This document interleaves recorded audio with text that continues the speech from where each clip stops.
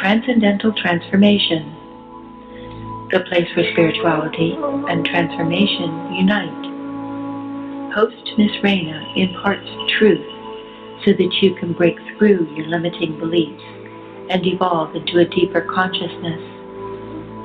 As you go about your day, remember, before every breakthrough, there is a breakdown. And now, let's start the show. Good evening, everyone, and welcome to tonight's episode of Transcendental Transformation. I'm your host, Miss Raina, and today is Tuesday, November 7th, 2017. As always, we're coming live from the W4CY studios here in West Palm Beach, and I hope all of you guys are having an amazing week. Samhain was last week, and let me tell you something. I hope you guys had a good Samhain because I had a good Samhain. If you're not aware of what Samhain is, it's also known as Halloween. I got to spend the day at some friend's house. We had an amazing time. We set up the house, or the outside of the house, with all these decorations and these real cool animated dolls, and people from the whole neighborhood came all over and took really good pictures and videos of all of us, and it was really nice. It was the first time in a long time that I actually did something like family style, and after being so different from doing the family all the time, it was nice to kind of sit back and actually interact with all the children and everything. And so it was just an amazing time. I don't know what you guys do for your Halloween or Samhain, but write in, let me know what you guys are doing. Chad, how was your Halloween? I didn't do Halloween. I ate all the candy and locked the doors. You just ate all the candy. You know it. I got a brush. No, we went to Tennessee, but we came back to some cooler weather here in Florida. Had a good time up north, and I actually worked right through Halloween, and I didn't have anyone stop by here, so I was all alone on Halloween. Do you dress up anymore? No, just my same old ugly self. You're not That's probably what kept the kids away.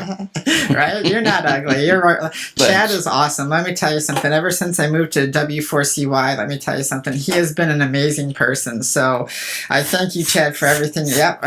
Blowing it up.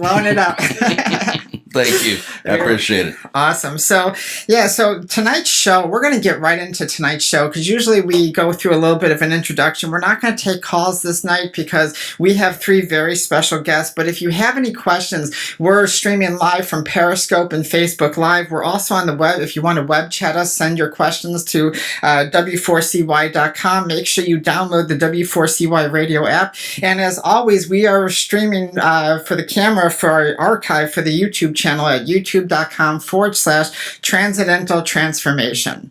So tonight is all about sexual abuse. This is a major problem in at least our country. Like I said, I can never speak for the world, but this is a big problem. And now more than ever, especially recently, there's been a lot of things that are going on in the media about sexual abuse. And there's movie stars coming out. There's people coming out saying that this is a big issue. And a lot of people when they were child stars. And, this is something I know personally. I know many men and women that were sexually abused or raped, and this is a major problem. And the problem is that a lot of times when we do speak up, a lot of times maybe women will get pushed aside, and a lot of times we don't have these ideas where it's believed. And we need to change this because this can affect so many lives. This can destroy so many lives. And I know how many people, and this is why I have these three amazing people that are going to be on the show in a second, is because these three people took their situation and turned it into empowerment. They took a tragedy and they made it strong. They made it with strength, and they made them who they are today. So let's get to introducing our first guest. Our first guest today is Michelle Elva. She is a woman on a mission to educate and empower women that are powerful creators and that heal at the speed of light. She's a pelvic floor women's health physical therapist, a tantra practitioner, an integrative yoga therapist, and a psych facilitator. She is the creator of a mindset body vibrational healing approach. Its physiological awakens our innate healing and is called the Elva Method of Self-Healing Mastery. She is the founder of Soulfish Women Movement, which inspires and educates women to live intuitively guided using a body-breath connection and embracing their orgasmic, creative, and sacred bodies. Please help me welcome Michelle Elva. Hello, Raina. Hello, everyone. Thank you so much. I'm so happy to be here. I am so happy for you to be here, too. Thank you for joining us. Our second guest is Dr. Alisha, excuse me if I say this wrong, Sparacino, right? Is that correct? Spiracino, yes. Spiracino. And Dr. Spiracino is a love leader, a trauma healer, and an acupuncture physician. Alisha is the founder of Soulful Monarch Foundation, whose mission is to inspire students of deliberate creation. Her foundation teaches spiritual discernment, which is the liberation from thoughts, patterns, and behaviors that no longer serve us, and the evolution of consciousness in the individual and the collective. She was recently asked to co-author her first book on intuitive intelligence and is using the collaborative genius to help create a movement to teach people how to live their lives divinely and in alignment with their innate power. Please help me welcome Dr. Spiracino. Thank you for having us. Absolutely. Thank you so much, Doctor. I am so looking forward to this. Our third person is sorry, I'm messing it up. It's Dolly, right? Okay. It's what is it? Diley. Okay, Diley. Our third person, I just met Diley, and you're going to find out why I have her on the show, because I just met her and I thought she was an amazing woman. But Diley was born in Cuba after Fidel Castro rose to power. Her father was a political prisoner, and in 1970, her and her parents arrived in Miami, Florida on a freedom flight. They moved to West Palm Beach within a month of arriving in the United States. She lives in West Palm Beach currently till she left for college in North Carolina. She graduated from St. Andrews with a BA in business and a minor in pre-law. She returned to West Palm Beach after college. Her business background includes working on Motorola Paging Division Integrated System Support, Mednex Incorporated, a division of Medtronics, French Fragrances, and the automotive industry. And she's also licensed residential Florida state contractor. So please help me welcome Dolly. Thank you. All right, so girls, thank you so much for being on the show. Like I said, this is such an amazing topic, so I'm going to throw out one of the first questions, one of the basic questions to Michelle right away. So tell us a little bit about your story. Well, my experience with my first sexual experience was not consensual, and it actually was very haunting for me because I was raised with the beliefs that if you have sex before you're married, that's a big sin. And I didn't really want what happened to happen. I just froze and I just let this teenager have his way with me. So I thought God didn't love me anymore. I was 14 years old and I was very ashamed, and I didn't want anybody to know. And so all that shame I internalized, and the guilt and hating myself because I didn't do anything. I didn't scream, I didn't yell. And looking later on and how the things evolved in life, my relationships with men, and then years after in my divorce, I realized how much, and also in my body, felt pain in my body for many years in my cervical area because of what happened. This is all after doing therapy and after releasing and processing those judgments in my body. As a physical therapist, I learned that we hold our emotions. We actually hold memories in our tissues, in our deepest tissues, in our genitals too. And I'm grateful today that everything happened, because everything that I do, I feel like I'm inspired and very passionate about what I do every day with my clients, the healing approach, because it's not commonly understood in the mainstream just how much childhood trauma, teenage trauma, sexual trauma in general, we are living as the, hurt from these. We don't even know that affect our relationships when we're 40 years old. So this is why I have to talk about it and share my story, because if I'm going through this, I know that it's very common that women have been touched in abusive ways, men too. And so yeah, that's what kickstarted my whole, 14 my journey into healing. 14 years old, that's young. And I mean, I know there are people that are sexually active at that young age, but when you're not wanting it, especially, you're finding out. I mean, we as teenagers, we're going through so much. We're trying to, we're finally making that leap where we're starting to feel like we're growing up a little bit. We got so many changes physiological to us and mentally and emotionally. And then to have something like this happen, I mean, did this affect you in high school and with your friendships and everything? Yes, I actually I feel very depressed. And also my father, when I was 12 years old, my parents were divorced. So I think I was seeking attention from men, not because my dad wasn't there. And I became sort of a little, very quiet teenager. And I mean, I think I created a shell of protection around me. And looking back on the pictures even, I looked depressed. And I used to listen to The Cure and Depeche Mode and just go in my room and kind of be by myself and somber. And I didn't know what sex was. My mom never talked to me about sex. She didn't even tell me about what my period was. I had to figure that stuff out. And my mom did her best, but she herself, the whole thing was taboo to talk about sex. And so I just put it all on myself at age 14 that God doesn't love me anymore. I'm not a virgin. Nobody's going to want me. I'm damaged goods. And it was really sad, at that age, what I did. And I mean, I have had to forgive myself, being so hard on myself for so many years and sort of like cursed myself out, the way that I believe. And how could God not love me? That really hurt me the most. I was conflicted because I was raised in ways that these rules, and then look what happened. I broke those major important rules, the commandments. So that was really heavy to live like that. And that's the thing. I mean, this show, we talk about social conditioning and ideas that create these chaos. And so when we are conditioned to an idea and then something like this traumatic event comes into our life, I mean, it adds more weight to it. And I got to say, I mean, I think a lot of people who go through this, end up, kind of creating this shell of this protection barrier and making themselves alone, because I think it's a way for them to try to gather and understand what happened and what's going on with them and kind of limit the chaos. And so I'm gonna move to Alisha. Alisha, can you explain a little bit about your experience as well? Yes, for me it started at the age of 5, and I have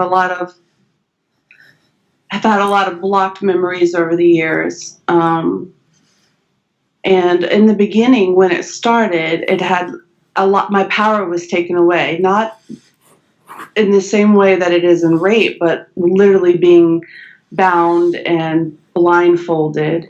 And, this went on for 5 years of my life. And what's interesting about it is the person who contributed to this, he was supposed to be my spiritual leader. I was raised Catholic.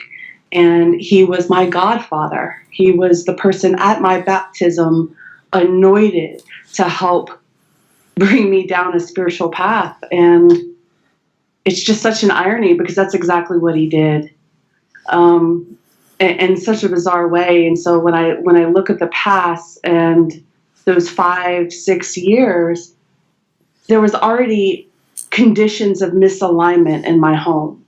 My mother was being physically abused, so she didn't realize what was going on. When I was dropped off at my godfather's house and I was with his daughter, who was my best friend, that was supposed to be a safe place for me. My mother really thought she was putting me in a better situation. But because of those conditions of misalignment that I was living in my home, that's feelings of vulnerability. And those feelings of vulnerability were taught. And therefore, that is the vibration, the victimhood. It is what totally got that rocket launched, that vibration of victimhood that I saw my mom, and I was marrying it myself. And she had no clue at the time. And when it all came around and I finally did tell her, the interesting thing is that I did it because my godmother was pregnant and she was finding out that she was going to have a girl. And so when I told him, when I spoke the truth, it was to protect someone else. So this is the deepest lesson of self-love, and the fact that I felt like I had to take a bullet, so to speak, and self-sacrifice. And when I look back on that and to think that that is what I thought was proper, that was what was married to me, that was the mirror that I saw. But it's truly unbelievable. So now being where I am now and looking back, I'm with Michelle. You really have to look back at it with such great gratitude, because it really has positioned me in my life with the greatest sense of compassion, which makes me really good at what I do, because I can really understand, not having a childhood and the way that has affected my life, and then what to do with that in the present. Well, I think you used two words that, at least that hit it right on the head. You said the power gets taken away, and then there's vulnerability. And, I thought there were safe places. And, as children, especially being 5 years old, 5 years old, what do we know at 5 years old? We're just starting to understand a little bit. We have parents that are supposed to protect us. Our home is supposed to be safe. These type of ideas, and the people that are around you are supposed to, or at least in our ideas, are supposed to be safe and supposed to be able to shed some protection on you. And for that to be kind of, especially for someone that's trusted in the family, and your family trusted them, and the parent and everybody, and then to be, to have that type of representation of a spiritual leader and a godfather to you, that's just gotta change everything. That's just gotta change every question, anything that you're told from that age on, that's gotta change everything. Absolutely. So, Dolly, what about you? Tell us a little bit about your experience. I had two. When I was like 8 or 9 years old, I was sexually molested by my cousin's cousin. I didn't look like I was 8. I looked like I was 13 or 14. I developed at a very early age. And I have like all these guy cousins and one girl cousin, and so we always all played together. And my aunt was babysitting us, and we were at one of her sister's house that had 3 boys, and it was the middle boy of my aunt that he kind of led me into his room, and I thought we were just going to go play, because we had always played. I'd known them for a long time. I didn't think anything of it. He told me, that he had a new game that he wanted to play with me. And basically it was a sexual game, which I didn't know anything about because I was completely clueless. And he basically tried to rape me, and he wasn't able to. And then he basically told me he attempted to rape me at that time. So this was your cousin. This was your cousin. You said he was the same? My cousin's cousin. Oh, your cousin's cousin. And he attempted to rape me at that time. He was not successful because he wasn't able to penetrate me, but he really tried. And it was hurting, and he kept me from screaming, and he had taken off my underwears and everything. And he basically told me not to tell anybody, otherwise I was going to get in big trouble because of this. And it was supposed to be between him and I. Wow. And then when I was, and that just like, and I was very, very girly like as a young girl. I had long hair. I was always playing with my dogs, always wearing dresses, and the little white lace socks. That was me. And then what this did was I literally emasculated myself because I had to protect myself. And I did that. And that's what I did. My hair got really short. I really, as Michelle did, I built a show around me by really diving into my books and always reading and really working on my academics. Because even at that age, I knew that I couldn't do anything. I wasn't able to, if I had shared anything with my parents, or at least I thought at that age, that I was going to get in trouble because I was raised Roman Catholic, and, I had just done my first communion, and, the whole church God thing, that we're unworthy, we're unholy because of what had happened. Even at a young age, even though I didn't know what it was, I knew that it was something bad. And then when I was 16, I had started working out, exercising on an Nautilus machine, and I was really, really fit, super fit. And I used to be a double D size. I used to have rather large breasts and a very small waist.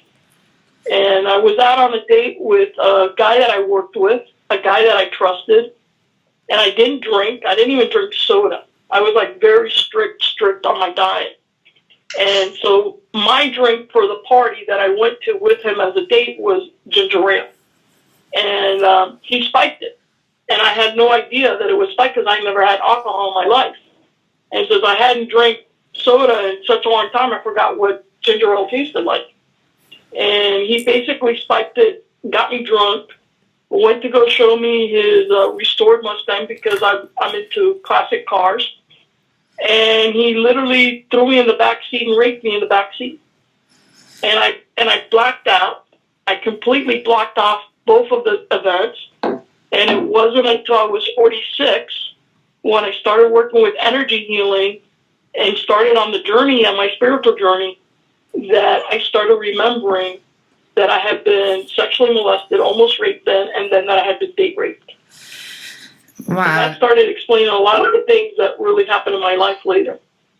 That, it's almost the same thing as I said earlier. You have these family members that are supposed to be trusted, and especially if you look at it as someone safe. But, to be threatened, this goes on all the time. I think this is one of the major things, because all of these stories, a lot of them, is the woman's threat. If you say this, I'm going to do this to you. If you do this, I'm going to do this. If you go to the cops, I'm going to do this. And that kind of puts you like in a helpless situation. How can you not, if you feel like you can't do anything in life, if that power is taken away from you, it's got to have this feeling of just unsettling. And, and that's what I think is one of the most tragic things about it, is when you feel that you can't do anything. And when a lot of times, if you go to somebody, a lot of times the family members push it off.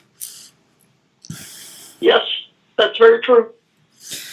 That's too painful for them to feel that pain of ours. I think that's why it's so. My mother, for example, years later, just recently, a year ago, she said to me, "I just didn't know how to handle it." When she did find out, she didn't know what to do. Divorced woman, 3 kids, working 3 jobs, and on top of that, we've done a lot of crying, a lot of healing, a lot of just kind of feeling. And I'm so grateful that my mom and I could reach that place in this lifetime, I think it's so hard for us. I can only imagine. My daughter's 13 years old now. And I think I would be crushed, if I found out something like that.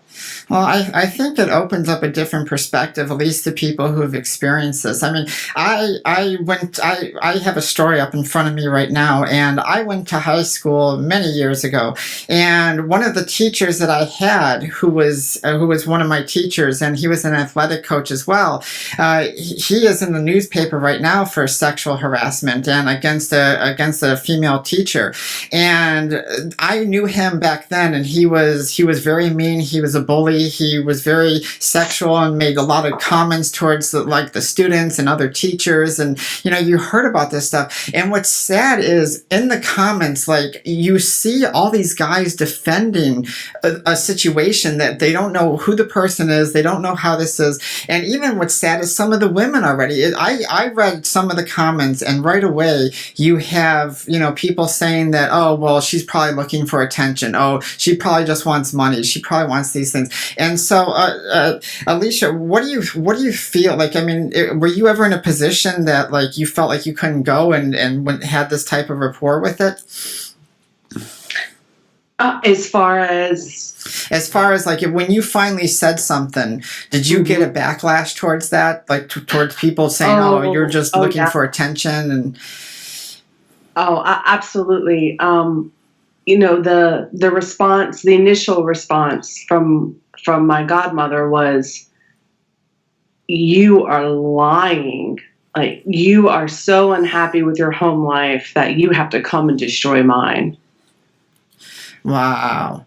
Yeah. I mean, how do people, and that's one of the things, and, I don't get angry a lot unless I'm a little moody, but when I see these little comments about how people just are so dismissive of everything, I think that's gotta be, that's the reason why a lot of people, both men and women, especially, I did an interview last week with a male, and I wasn't able to get him, didn't have a time slot for this show tonight, otherwise he'd be on it, but we did an interview, and he had the same problems as female did, and it's even more dismissed as males. And I gotta say, I'm lucky I've never experienced this, and I applaud you girls for, doing what you do and turning into something amazing. Because I mean, when we first met, I've known Michelle for a little bit, but Alisha and Diley, we just met at Melissa's event. But it's just, you can feel the strength, because I think that if you're able to harness the power and you're able to understand this instead of become the victim, I think that you can turn it into amazing things. Absolutely. This is one of the big messages that I really am trying to get out of my work, and the content that I put in the world is about de-victimization, how to break free from the victim mentality, how to clean up that vibration where you can start attracting different things. Because the one thing we can count on is the divine source is never flawed. Never. It's only our point of attraction. So the first way that we can break our cycles and patterns, whether they're come from our ancestors and our family, whatever it is, or just with ourselves, the patterns of this behavior, they go deep. They're deeply rooted. So if you can... I agree. Yeah, right? It's really powerful stuff. Because what we really have to... The real conversation here is that trauma is the departure of who you really are. So when we really think about that, it doesn't matter if it was sexual abuse, it could be anything in your life that has been the departure of who you really are. That is trauma. Because if that departure from yourself, right, that result is the same, and that is the tragedy in itself. Absolutely. People, people love to play the victim. We play the victim in so many ways. And what's sad is we take these experiences that are supposed to teach us, as chaotic and as painful as some of them are, we take these experiences and we allow them to dictate everything in our life. And then we wonder why we aren't successful, or our relationships are failing, and that this is because you've had sexual abuse. That doesn't mean your relationships or your friendships or everything else has to suffer for it. But like you said, I think it's our mindset. If we want to play the victim, or if we want to de-victimize ourselves, is really where it's going to shift. So, Diley, when was the point in your life when you finally began the healing process? Like when you finally said, hey, you know what? I'm not going to be a victim of this anymore. This is what I'm going to do from here on out. Well, it's when I realized consciously that this had happened. Because you have to understand that I blocked it out for over 30 years. And when I went to the therapist who specializes in this, she told me flat out that if I had been very conscious and not blocked it out, and that was my defense mechanism to protect myself, that if I had not done that in her line of work and experience, that I would have either become a drug addict, sexually promiscuous, or I would have become an alcoholic. Those are the three most common behaviors that she finds. And she, I went through therapy with her, and I also started a spiritual journey, working with various people here in South Florida to really heal myself. And it's been a 7-year journey to really get to the point where I can really go forward. I mean, it came in phases because one of the things I did was I really emasculated myself. So I would never wear dresses because I never felt safe. I always felt like something was going to happen. And then when I would reach a point that I would be able to wear a dress, I was always like on high alert, unless I was like around, certain family members or certain friends, and I wasn't on high alert. But I got to the point where I could like wear heels and dresses and makeup and go out and not be fearful that something's going to happen to me. Yeah. So it's been a 7-year journey for me. Oh, it's a 7 long, but but that's the thing, I think, and I can agree with you, Diley, is that, there was a period in my life where I, became more masculine, where I tried to do the tomboy thing, where I tried to show I was tough, because, sometimes this world, it treats genders differently, it treats different people, and depending on how you come across and where you're at, I grew up in the city of Chicago. We had a lot of gangs, we had a lot of violence in the area until we moved down to the suburbs, and it was a constant thing of survival. And I thought the only way that I could survive is to put away the feminine energy and to put away that side of me and be tough, not to show emotion, not to do all these things. And I think that really changes our mindset to how we act towards other people and how we're going to perceive life. Because once we shut down that side of us, we're never whole in that idea again. Exactly. And that was one of the biggest issues that I've had my whole life, because truly, as a little girl, I was always very much, very happy, but I've always been a very loving, nurturing person. I've always had a lot of compassion. And I literally had to turn that off. I had to find different ways of channeling that energy. And it just really became, my focus was to study. And that was my big focus. That was the only place that I could really channel that energy. And as I've been on this journey, I realized that I truly am not at the core of myself, because I did not allow myself to be balanced. And it was that feminine side of me that is truly inside of me that was really missing in everything that I did. And when I did feel safe, you could actually see it coming out either like when I cooked or when I would go out or when I would take care of my niece. You could really see the nurturing side of me. But I had to really allow it to come out, because I literally kept it under lock and key. Well, I think that's human nature for us to shift focus. I mean, no one wants to sit there and focus on the pain or the trauma that they've had. I mean, we do kind of subconsciously all the time, but we really shifted. So, Michelle, when did you first shift in your life? When did you realize that the feminine energy and this situation is going to grow and turn into something powerful? Well, something that's coming up to share is my own judgment about what I did and what happened. We talk about trauma and we talk about all the things that happened to us. And so we could actually not leave it as so traumatic.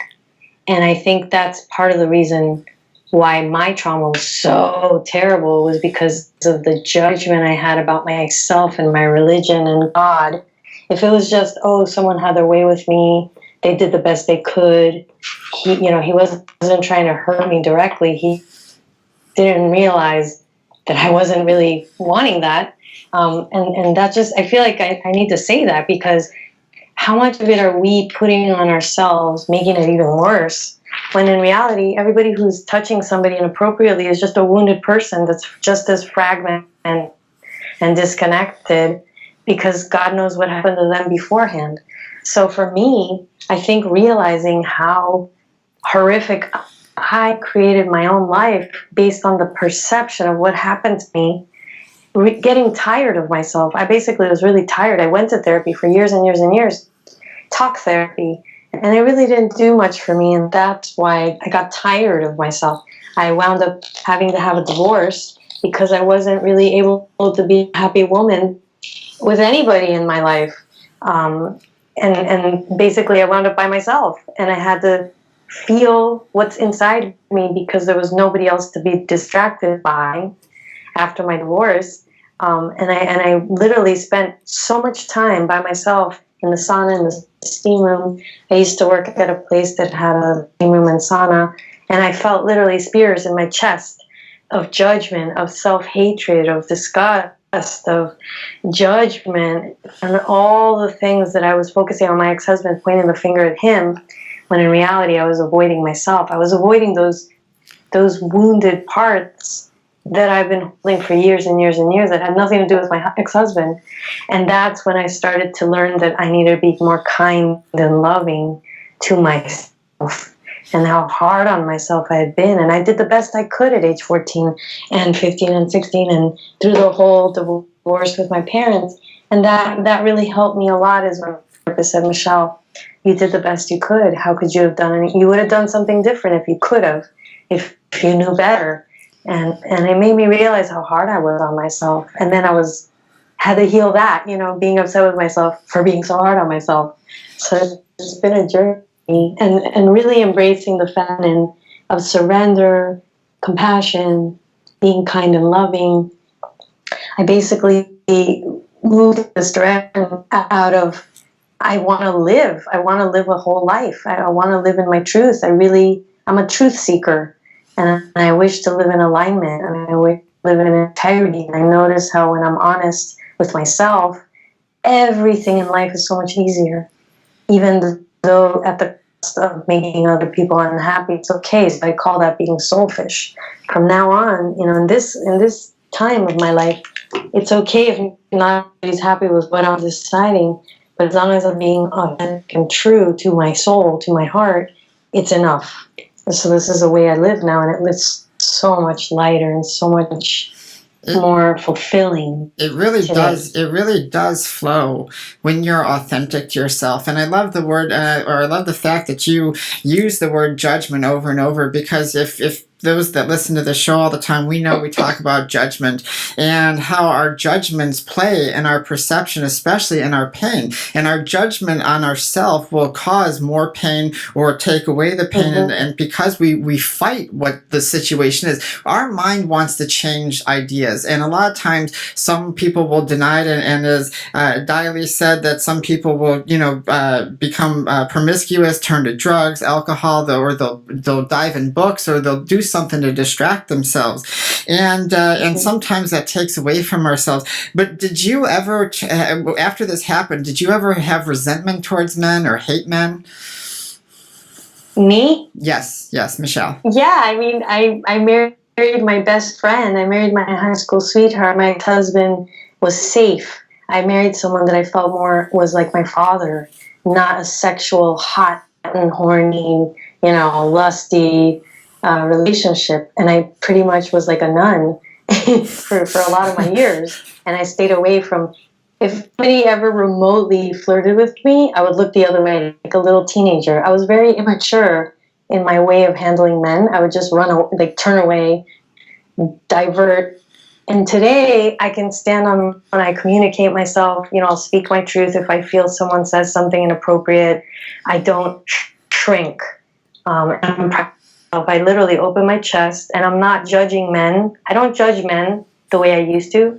I have compassion for men, and I know they're doing their best, and that attracts a different man into my life. It's really interesting how there's none of that funny business anymore, because I'm clear. Absolutely. And if someone asks me a question or something, I don't think in my head, what an asshole, like I used to. I just literally try to understand where they're coming from. And I know they're doing their best because I'm doing my best. And I know I'm doing my best. And that's something else that I feel a lot of women are so hurt that men don't even get a chance to clear what they said.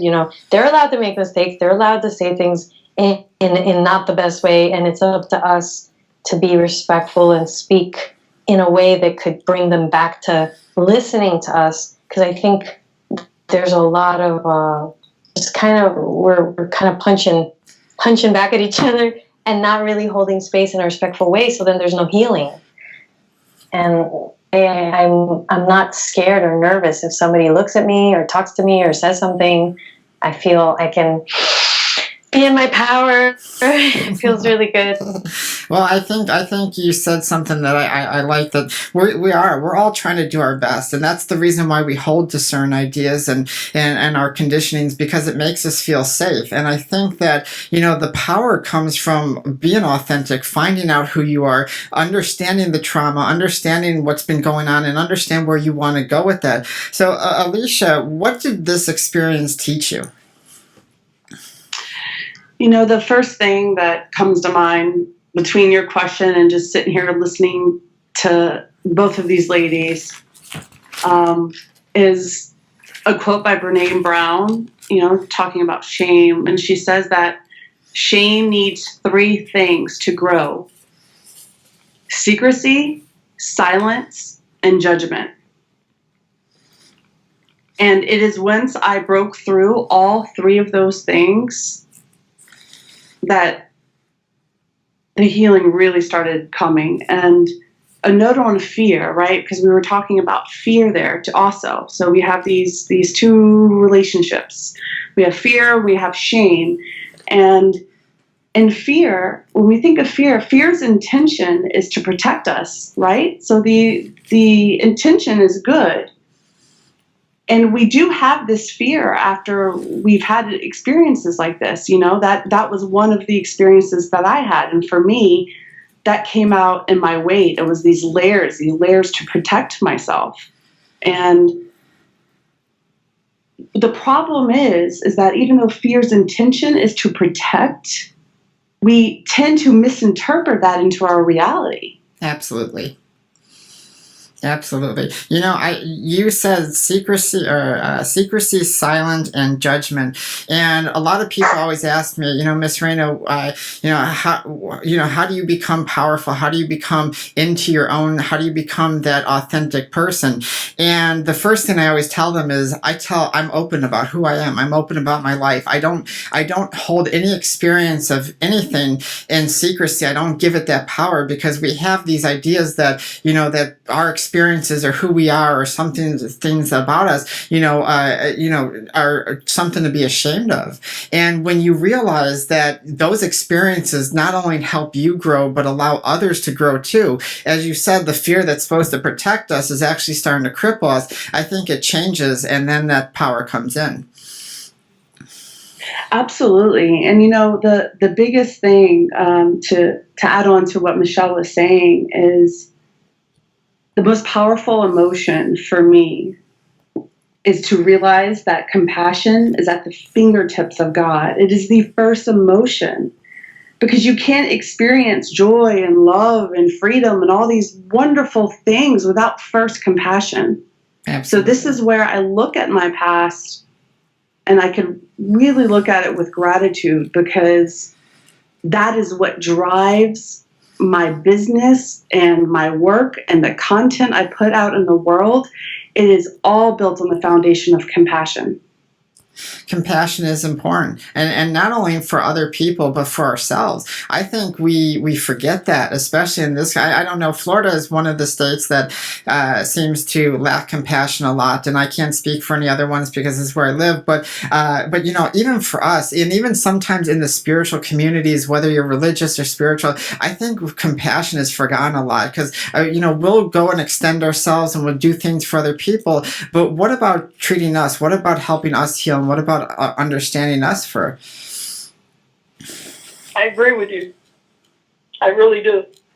Because it's exactly what Alisha said. Without compassion, how are you going to move not just in your everyday life, but how are you going to move forward in your business life, in all types of relationships?